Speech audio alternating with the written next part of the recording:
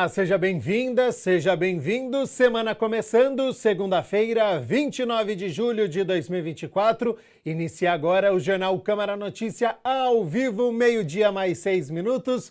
Muito obrigado pela sua companhia, pela sua audiência e participe, mande a sua mensagem para o número do nosso WhatsApp.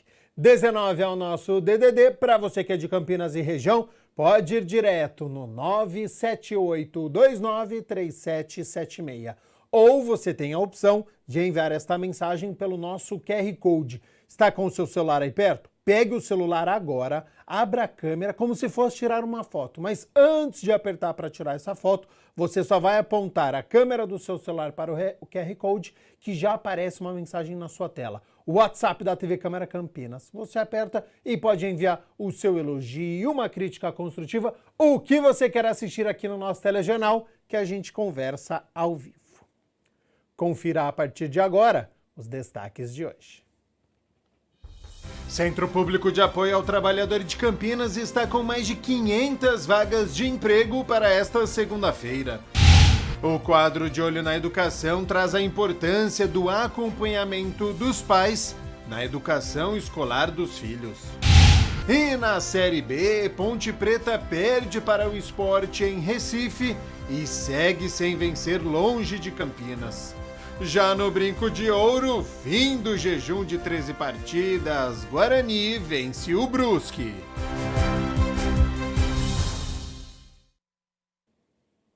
E olha só, inscrições abertas para exames de mamografia na carreta do Hospital de Amor.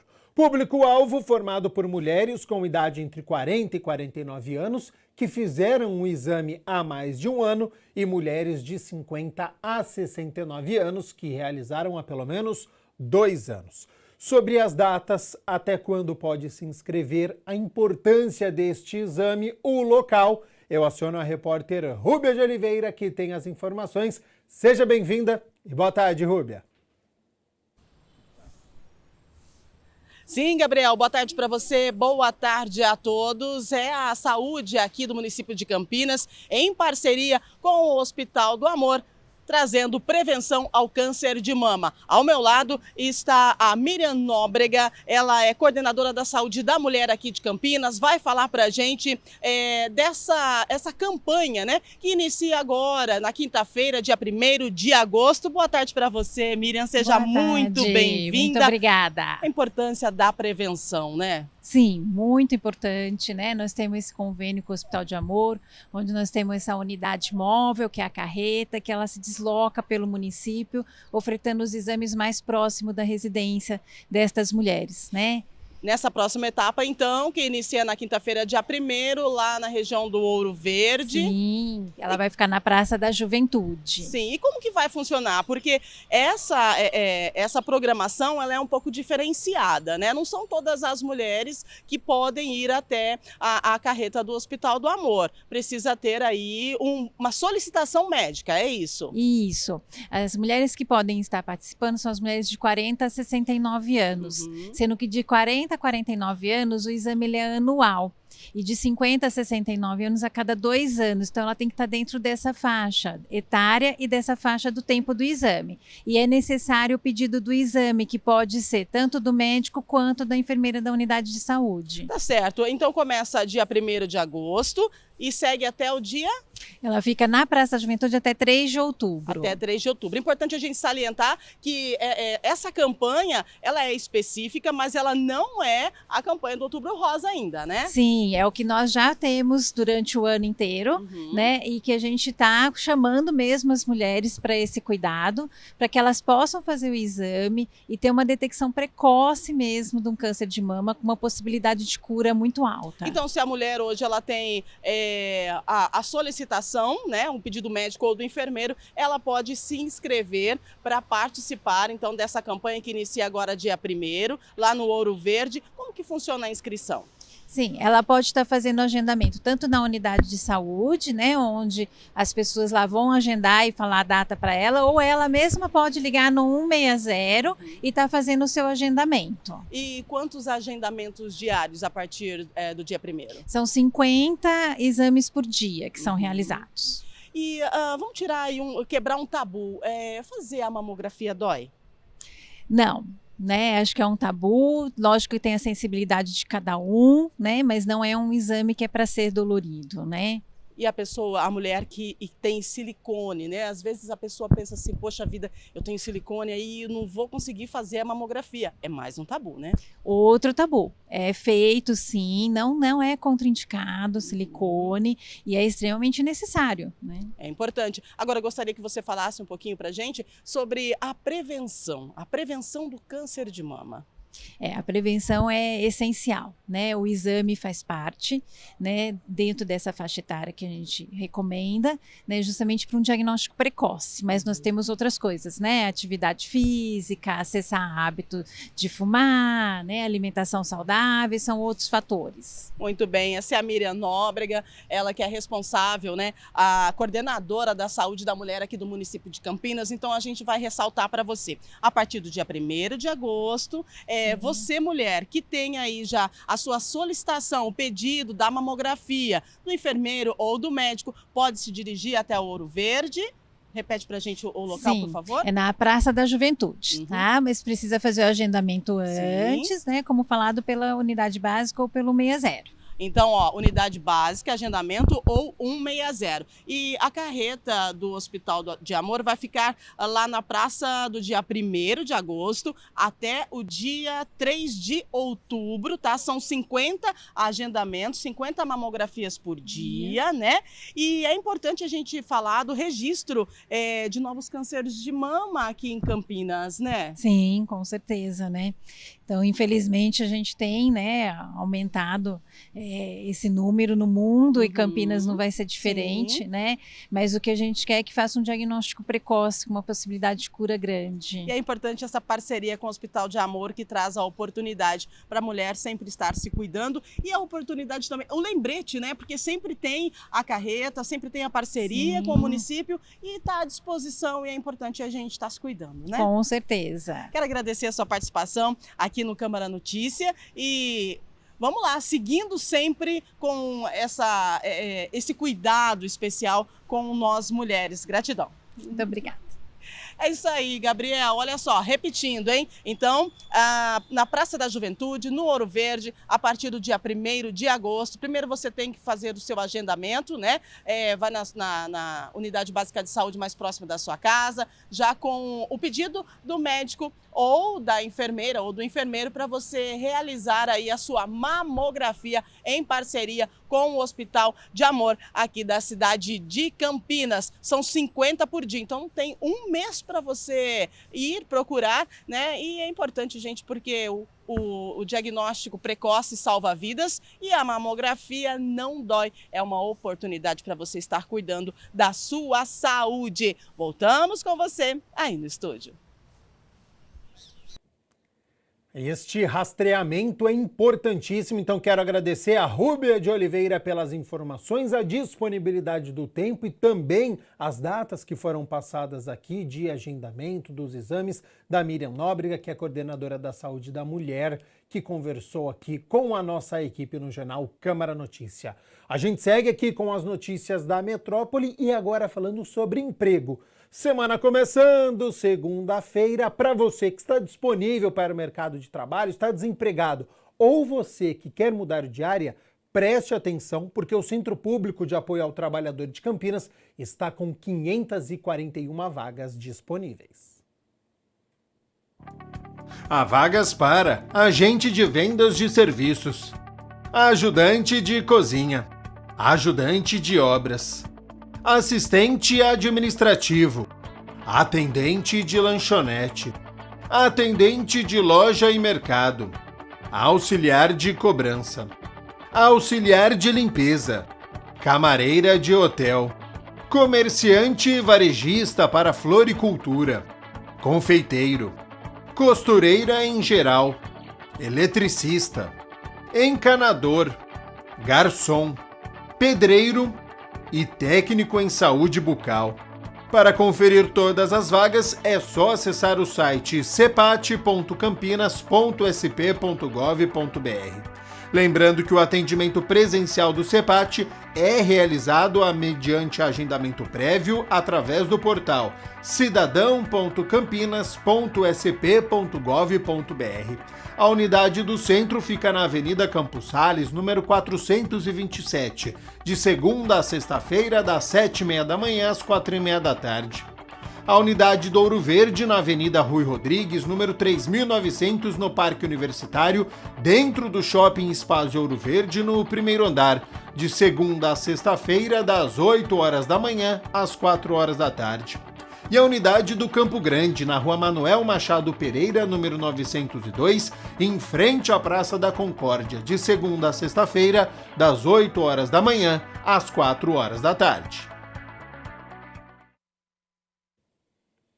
E olha só, o projeto Autodefesa para Mulheres de Campinas, promovido pelo Centro Comunitário Jardim Santa Lúcia, financiado pelo Ministério das Mulheres do Governo Federal, está com inscrições abertas.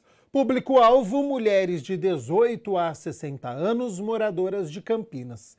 São 40 vagas com bolsa auxílio de R$ 200 e 40 vagas sem bolsa. Durante um ano serão realizados encontros semanais que vão abordar temas como a história de luta das mulheres, legislação de proteção, violência psicológica, percepção de riscos, movimentos básicos de autodefesa, uso de objetos comuns para defesa e estratégias de enfrentamento ao assédio.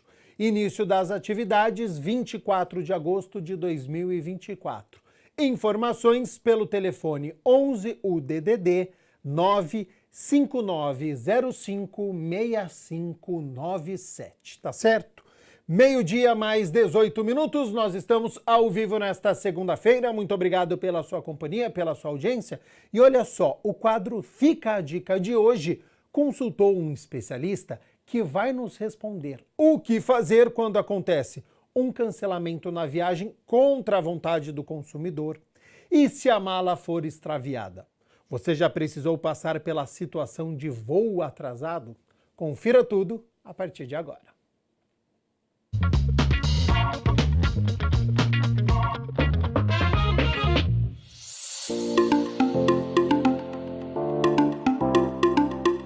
Essas viagens aéreas, elas têm um regramento bastante específico, né? É uma das poucas situações em que o consumidor, muitas vezes, ele vai perceber que algumas aplicações, né, há um pouco mais de rigor com o lado do consumidor. Quando ele não é culpado pelo atraso, pela demora, pelo cancelamento, a companhia aérea deve providenciar uma forma de ele chegar, por exemplo, uma passagem aérea, uma forma de colocar ele em outro voo disponível, de forma que ele chegue no seu destino rapidamente.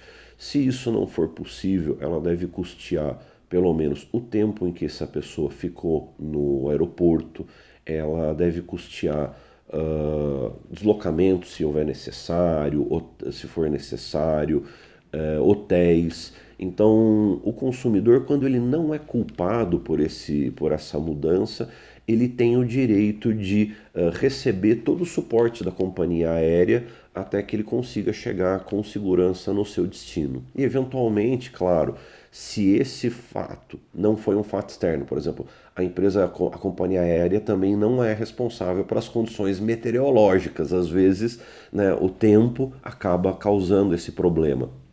Se a empresa não é culpada, mas ela ainda assim ela é obrigada a fornecer ajuda ao passageiro. Mas se ela foi culpada, se ela teve algum tipo de culpa nesse atraso, se houve, por exemplo, um overbooking, alguma coisa assim, então aí o passageiro pode até buscar uma indenização a mais por aqueles prejuízos que ele possa ter tido.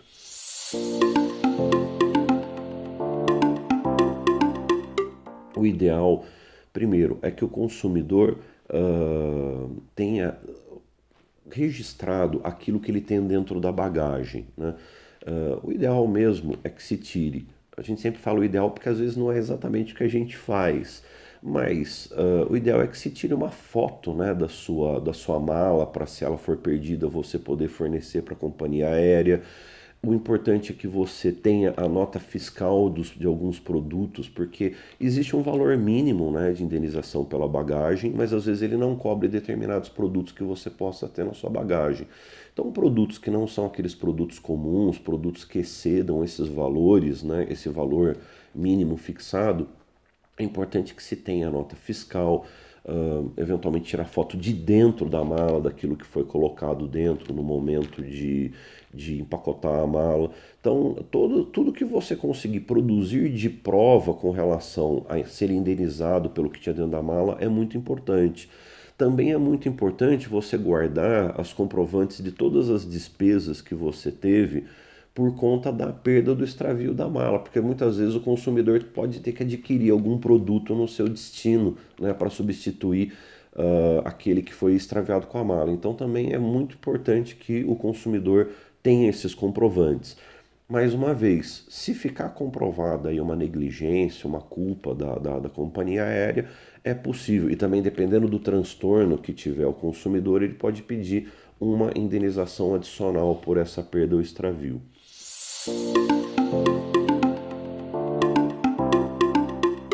O consumidor ele tem que ser atendido nas suas necessidades.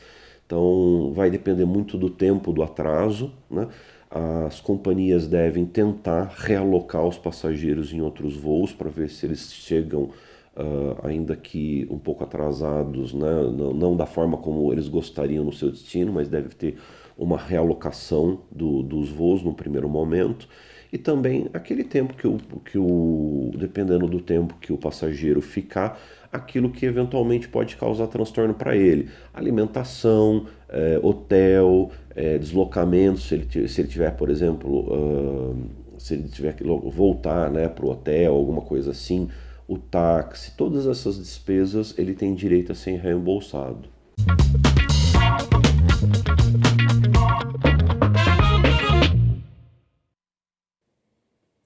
A partir do dia 16 de agosto, começa o prazo de liberação da propaganda eleitoral geral.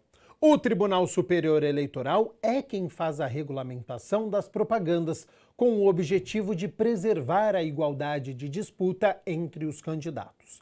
Algumas regras já são conhecidas, outras foram necessárias por conta do avanço da tecnologia. Para saber o que é ou não permitido nas ruas e na internet, confira esta reportagem.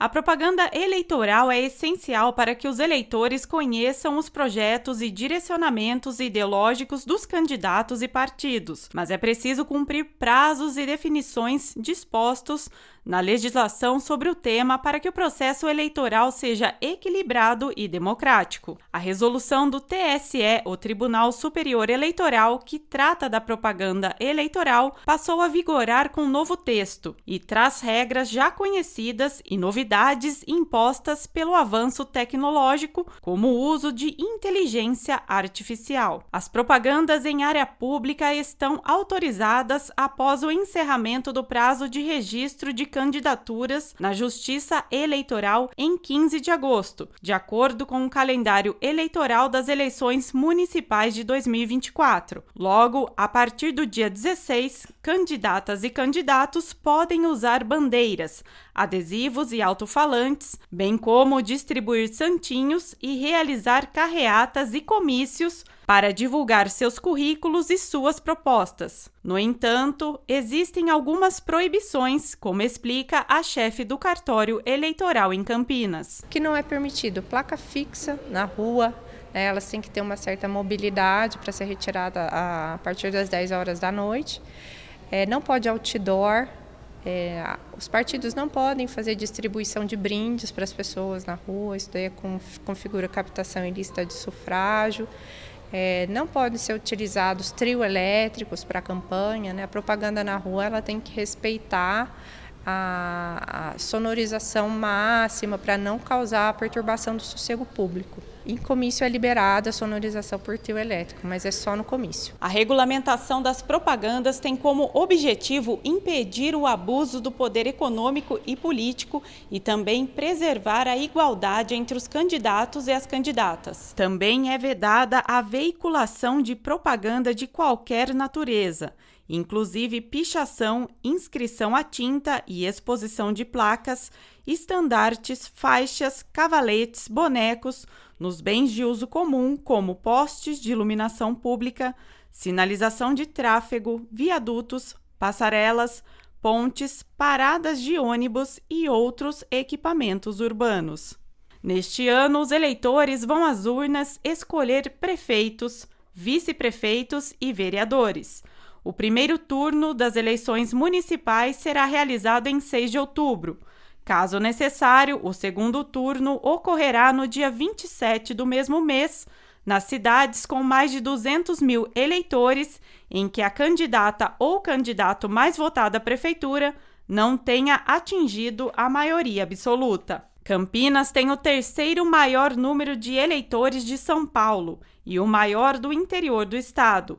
De acordo com os dados divulgados pelo TSE, o Tribunal Superior Eleitoral, 884.726 moradores do município estão aptos a votar em outubro. A propaganda eleitoral na internet também deve seguir algumas normas. As deepfakes estão proibidas e quem utilizar inteligência artificial na propaganda deve avisar de forma explícita. Na internet, elas podem ser feitas mediante impulsionamento, desde que sejam para beneficiar a própria campanha. O impulsionamento negativo ele é vedado. O que é um impulsionamento negativo?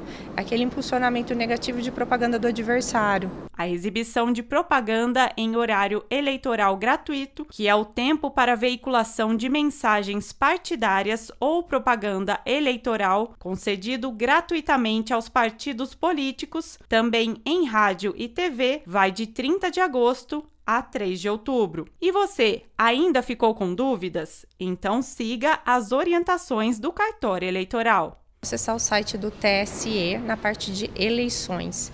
Tá? Lá tem diversas normas, né, e ilustrativos do que pode e o que não pode ser feito na campanha, de forma bem didática. Caso a pessoa ainda assim tenha dúvida, é só entrar em contato com o seu cartório eleitoral.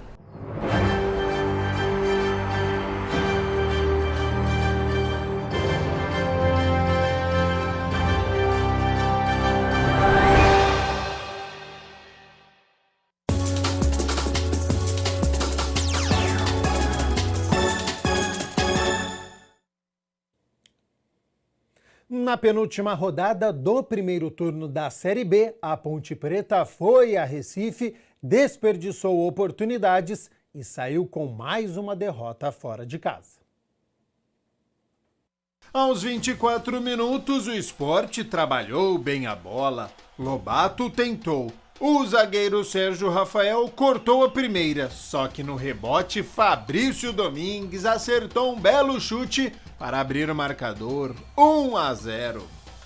Aos 35 minutos, Barleta foi lançado cara a cara com o Pedrão, jogou por cima, mas a zaga pontepretana conseguiu afastar. A Ponte chegou com Elvis de falta, mas nos braços de Kaique França. Lene bateu cruzado, mas para fora. Até que aos 47 minutos, Elvis cobrou falta na cabeça de Gé, que firme jogou no canto de Kaique França para deixar tudo igual, 1-1. No segundo tempo, de novo, Elvis serviu Gé, que quis bater colocado, e agora Kaique França espalmou. Até que aos 38 minutos, mais uma vez, Fabrício Domingues recebeu livre na intermediária e acertou o belo chute. Sport em vantagem, 2-1. Aos 49 minutos, Pedro Rocha, o goleiro da Ponte, sofreu falta, mas se descontrolou. foi para cima do adversário e acabou sendo expulso. Como já havia feito as alterações, o atacante Renato ficou como goleiro. E ainda deu tempo de Titi Ortiz balançar as redes e dar números finais. Sport 3, Ponte Preta 1. Ponte fecha, com esta marca negativa de ficar um turno inteiro sem vencer longe de Campinas. Segundo tempo, teve 2 oportunidades com o Gé de ficar à frente no marcador, estava 1-1 o placar, mas não fez. E aí sofreu o castigo no fim. Ponte, neste momento, é a 12ª colocada com 23 pontos, a 5 da zona de rebaixamento. E tem rodada ainda para acontecer, ela pode perder posição na tabela. Volta a campo somente no domingo, tem toda a semana para poder trabalhar, 4 horas da tarde contra o Avaí, aqui em Campinas, no estádio Moisés Lucarelli.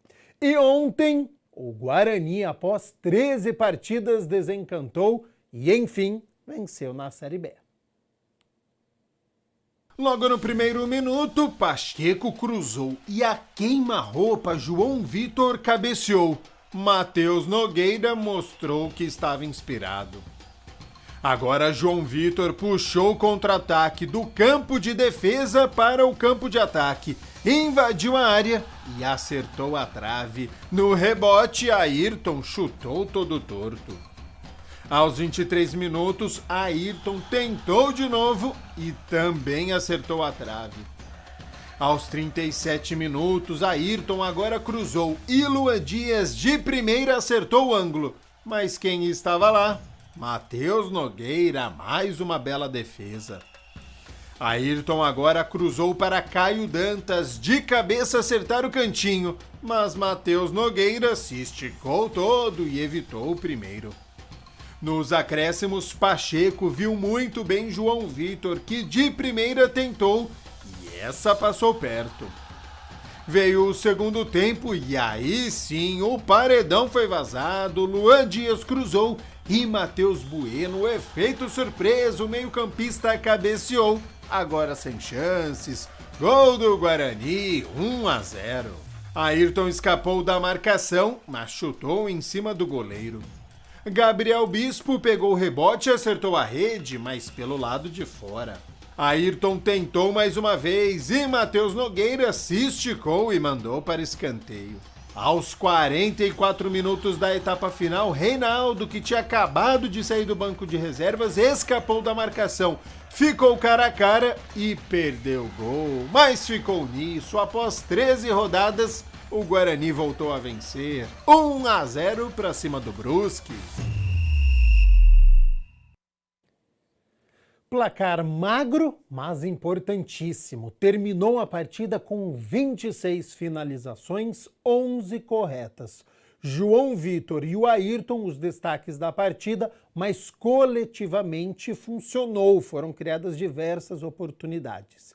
O Bugre segue na lanterna, mas agora com 11 pontos. Só volta a campo na terça-feira da outra semana contra o Ceará, fora de casa. Vamos falar sobre Jogos Olímpicos agora, porque nós já temos o quadro de medalhas e o Brasil com bom rendimento, viu? Já conquistou medalha de prata com o William Lucas no judô, 2 medalhas de bronze com a Larissa Pimenta também no judô e também com a Raíssa Leal, fenômeno. 16 anos e já conquistou a 2ª medalha olímpica, agora com mais um bronze. Em Tóquio ela já havia conquistado a medalha de prata. A liderança da Olimpíada até agora está com a China, tem aqui na minha tela, então vamos lá. China, 5 medalhas de ouro, 2 de prata, 2 de bronze, totalizando 9 até agora. Japão na 2ª colocação, com 4 medalhas de ouro, 2 de prata, 2 de bronze e 8 no total. Coreia do Sul, com 4 medalhas de ouro, também igual ao Japão, 2 medalhas de prata, também igual ao Japão, mas apenas 1 medalha de bronze, então no critério de desempate. Tem 7 no total, fica na 3ª posição, e o Brasil no 14º lugar, com nenhuma medalha de ouro até agora, por enquanto, já certamente vai sair, 1 medalha de prata e 2 de bronze, totalizando 3 medalhas. Boa sorte aos nossos atletas, estamos na torcida e acompanhando tudo. E ainda falando sobre esporte, a cidade de Campinas ficou no 3º lugar nos Jogos Regionais. Se encerraram neste último fim de semana, aconteceram os jogos na cidade de Bragança. Bragança Paulista ficou na 1ª posição, a cidade de Indaiatuba em 2º lugar e Campinas em 3º lugar. Ficou no pódio, então, muito bacana, durante 2 semanas os jogos aconteceram. 12h mais 37 minutos, a gente segue aqui com o Jornal Câmara Notícia ao vivo, porque olha só, as lições de casa são um momento em que a criança relembra e pratica o que aprendeu na escola. A participação dos pais nesta situação é importante por 2 motivos principais. Para dar suporte a esta criança, ajudando-a com as dificuldades, e para verificar como anda o desenvolvimento escolar do filho. Tema que você confere a partir de agora no nosso quadro, que está sempre de olho na educação.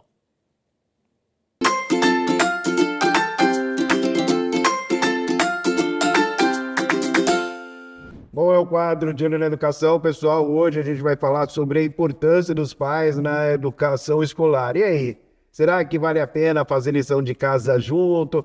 Perceber também, de alguma forma, quais as matérias que os filhos estão com mais dificuldade? Por isso estou aqui com o Antunes, que é diretor pedagógico, para bater um papo conosco e falar justamente a respeito dessa situação. Antes de mais nada, muito obrigado por atender a gente aqui, Antunes. Imagina, eu que agradeço, é um prazer. Bom, vamos lá então. A importância dos pais, imagino que seja, né, fundamental a participação dos pais, né? Como que é isso? Sem dúvida nenhuma. A participação da família no acompanhamento da vida escolar dos filhos tem uma importância significativa e está atrelada diretamente ao sucesso acadêmico, ao fracasso acadêmico desse aluno. Olha só, pessoal. Não tem como a gente pensar que um aluno possa avançar academicamente sem o acompanhamento familiar, seja dos pais diretamente ou de algum cuidador, de alguém que ocupe aí esse papel, né?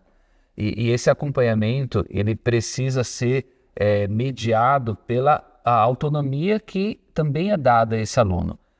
O que a gente percebe muitas vezes é que à medida que o adolescente, né, ou a criança, ela vai se tornando adolescente, vai crescendo, a família tende a se afastar um pouco mais desse acompanhamento, deixando com a ideia de que esse aluno possa já caminhar sozinho. Isso não é de todo errado, né? Mas é preciso que seja uma liberdade assistida, né? Essa autonomia que é preciso que esse aluno adquira com o avançar aí dos anos escolares, ela precisa ser ainda assim acompanhada pelos pais, para que se observe de que forma que esse aluno está estudando, de que quanto tempo ele está dispondo para estudo, né? De que forma que ele está organizando a sua vida escolar, porque a gente sabe que cada aluno tem um jeito de estudar, cada aluno tem um perfil, então é importante que a família esteja atenta a todos esses detalhes, né? Pois é, inclusive nesses momentos, né, Tunes, de ajudar os filhos na lição de casa e tudo mais, dá para ver certamente como que o filho está indo, o desenvolvimento dele principalmente, né? Sim, principalmente nos anos iniciais, Claro. né, do ensino fundamental, a gente é nesse momento de fazer a tarefa de casa junto que a gente percebe se essa criança está tendo dificuldade ou não e em que nível que está essa dificuldade. Se de repente é uma dificuldade apenas com o domínio do conteúdo em si, se é uma dificuldade com questões básicas de leitura, de escrita, porque é a partir dessa observação que a família faz em casa que ela pode sim acionar a escola, trocar informações, trocar com a escola as observações que ela faz em casa para saber se coincidem com as informações que o colégio ou que a escola dessa criança também tem a respeito desse desenvolvimento, né? Pois é, você tocou aí, Antunes, num assunto importante. Quando os pais, por exemplo, percebem que o filho está com alguma dificuldade em determinada matéria, você citou aí cálculo, leitura, enfim, ele deve procurar a escola? Ele deve. Eu acho que principalmente se ele nota que houve uma mudança de comportamento desse aluno com relação às suas tarefas de casa. Olha né? aí. Então, nós estamos agora já no meio de um ano letivo, né? Se até então a criança estava conseguindo fazer as atividades, estava conseguindo se desenvolver, exigia pouco, né, dessa presença ali, tinha uma autonomia maior e de repente passou a apresentar uma dificuldade maior. Essas notas começaram a cair. É um ponto importante a ser considerado e é o momento sim da família procurar a escola. esse contato, essa relação da família com a escola, ela precisa ser constante, porque é um trabalho de parceria de fato, né? A escola muitas vezes tem uma visão do aluno em sala de aula, o recorte desse aluno durante o período em que ele está na escola. Mas a família conhece muito melhor esse aluno do que a escola. Essa família tem elementos ali da parte emocional, da parte familiar, do contexto em que essa criança está inserida fora desse ambiente escolar, que podem estar impactando direto ou indiretamente no processo de aprendizagem dele. Então, essa troca ela é fundamental para que tanto a escola quanto a família consigam olhar essa criança como um todo, né? Com relação, por exemplo, à rotina, Antunes, é importante, por exemplo, que os pais estabeleçam um horário fixo para estudar com os filhos. A criança, quanto mais cedo ela puder ter uma rotina estabelecida, vai ser melhor. Então, quanto mais cedo a família conseguir estabelecer um horário correto, um horário que esteja dentro da rotina dessa criança, isso vai trazer senso de organização, isso vai ajudá-lo na autonomia, isso vai ajudá-lo a ter mais noção da própria gestão de tempo dele. Então, a rotina para a idade escolar, ela é fundamental. Não é à toa que na escola também tem rotina. Ele não faz intervalo na hora que ele quer, ele não entra na aula na hora que ele quer. Existe uma rotina, essa rotina tem uma razão para isso, né? Então, fora do ambiente escolar, na rotina familiar, é preciso que também se tenha horários pré-estabelecidos para que isso não invada outras atividades e a criança, ela mentalmente, ela consiga estabelecer qual é o meu horário de estudo, qual que é o meu horário de brincadeira, qual é o meu horário de leitura, qual é o meu horário que eu vou jogar videogame, enfim. A rotina ela é fundamental nessa faixa etária para se consolidar aí uma identidade mais segura e mais autônoma. Eu estava dando uma olhadinha aqui nas anotações, por exemplo, caso as crianças não queiram, por exemplo, a ajuda dos pais. Uhum. Não quero fazer lição de casa com meu pai, com a minha mãe, enfim. E aí, qual que é o procedimento? Não quero sua ajuda, tal. Eu acho que vale sempre o voto de confiança, né? E a família conhece o aluno melhor do que ninguém. Então, eu permito que essa criança faça a atividade sozinha, mas eu quero ver depois. Então tá, eu não vou te ajudar a fazer, mas eu quero que você me mostre ao final da atividade, eu quero ver o que você produziu dessa atividade. É o momento ali de conferir se a criança de repente foi para um caminho completamente errado do que se pedia na atividade, né? Ou se não, se a criança está correspondendo positivamente, e aí vale sim o incentivo, vale sim aí o reforço positivo para que essa criança de fato consiga caminhar com as próprias pernas. A ideia do acompanhamento não é fazer pela criança, não é fazer pelo aluno, é estar ao lado. Perfeito. Né? É dar ferramentas para que ele consiga se desenvolver e, óbvio, quando ele não conseguir, ele também não se sentir sozinho ou desamparado. Então, há que se diferenciar muito bem isso, né? Mas eu acredito e eu sou muito a favor desse desenvolvimento da autonomia. É importante a gente dar essa autonomia, porém, cobrar uma correspondência a essa liberdade que foi permitida nesse momento, né? Você tocou num assunto super importante, Antunes, porque muita gente pode pensar, puxa vida, mas se eu ajudar meu filho na tarefa da escola, na lição de casa, tal, vou fazer por ele. Não é isso, né? Não é. Tem muitas... As pessoas confundem mesmo. Sim. O cara chega aqui com o caderninho perfeito e tudo mais. E a criança, às vezes, na hora de fazer a tarefa de casa, num outro ambiente que não é a escola, longe dos amigos, longe daquele papel da professora ou do professor que está ali, ele acaba, às vezes, em casa tendo mais dificuldade. E, às vezes, essa dificuldade é muito em função de já saber que se ele tem dificuldade, vai vir o pai, ou a mãe, ou o avô, o tio, a tia, vai fazer por ele. Então, é preciso saber, entender também essa parte emocional dessa criança, né? A dificuldade que essa criança vai apresentando, às vezes, tira um pouco a paciência de quem está ali acompanhando. Então, deixa eu fazer já para você, a gente já termina isso, já vamos fazer outra coisa. Isso precisa tomar muito cuidado. O aluno, a criança, tem o tempo dela para resolver a atividade, mesmo que ela erre, esse erro vai significar algo importante na hora que ela for devolver isso para a sala de aula.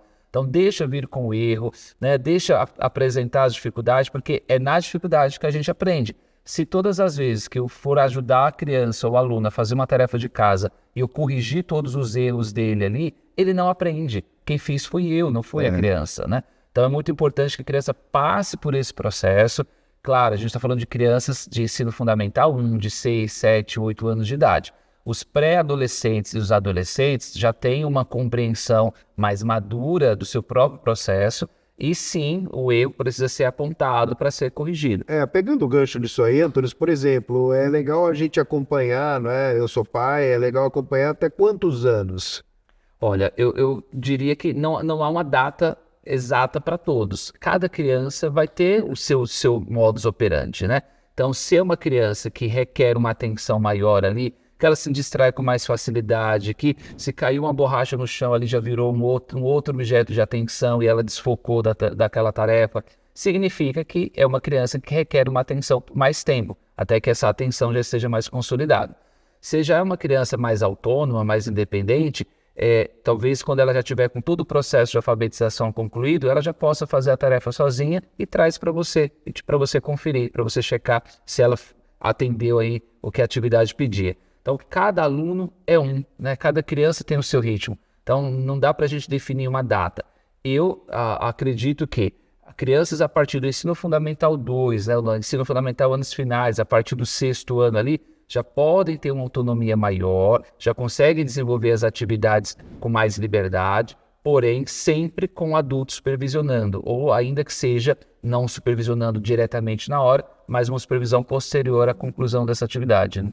Bom, e por exemplo, você tocou nesse assunto também, quando a criança não sabe fazer de jeito nenhum o exercício, qual que é a orientação para os pais? Os pais fazem pela criança ou não, realmente não? Se a criança não conseguiu fazer o exercício, se a família tentou explicar, a família está mesmo assim ela não conseguiu. Isso, a família está com o comando ali da atividade, explicou para a criança, auxiliou ela a realizar, e mesmo assim ela não conseguiu, eu acho que é importante trazer isso para a escola, discutir isso com a professora, com a coordenação pedagógica, com a orientação, para entender se essa criança também apresenta essa dificuldade dentro do ambiente escolar.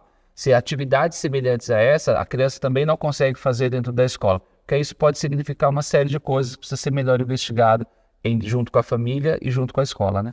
Boa, quais são suas considerações finais, então? Bem, tem muitos pais que assistem ao quadro De Olho na Educação. Eu acho que assim, nós estamos num período de férias, então acho que o período de férias requer esse momento de descanso.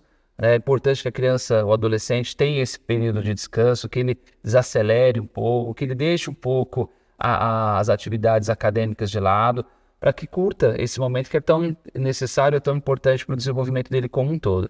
E, obviamente, a criança que gosta de ler, ela tem o momento da leitura dela, a criança que gosta de pesquisar na internet tem esse momento de pesquisa.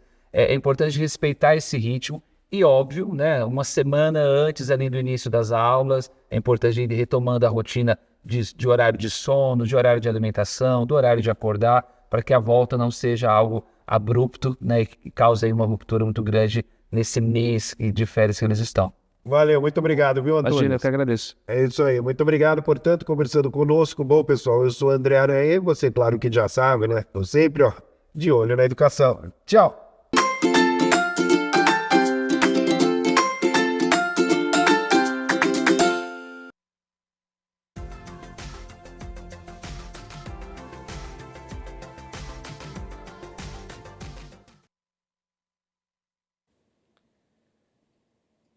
Uma frente fria chega nesta noite em Campinas e região e, com isso, derruba as temperaturas para esta terça-feira.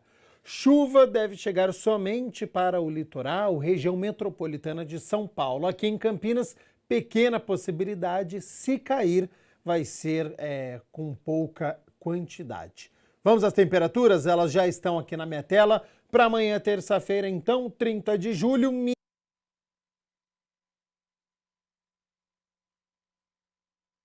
de Campinas.